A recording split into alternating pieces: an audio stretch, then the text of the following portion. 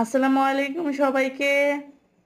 আজকে আমরা বিকালে নাস্তায় খাইছি চিজ দিয়ে, পাউরুটি দিয়ে একটা পিৎজার মতো বানিয়ে নিছি। এটাকে কি বলেন জানি না, আমি ব্রেড চিজা বলি। তো এখানে আমি একটু কাঁচামরিচটা বেশি করে দিছি, ঝাল ঝালই এটা খাইতে ভাল লাগে। তো পেঁয়াজ আর কাঁচামরিচ দিয়ে আমি প্রথম চিজটাকে কুচি কুচি করে কাইটে নিছি, তারপরে পাউরুটির উপরে দিয়ে ওভেনে বেক করে নিছি।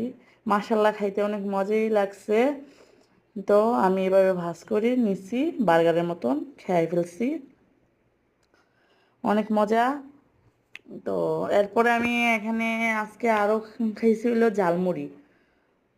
সবার বাসায় লাস্টে মাংসের ঝোল থেকে যায়।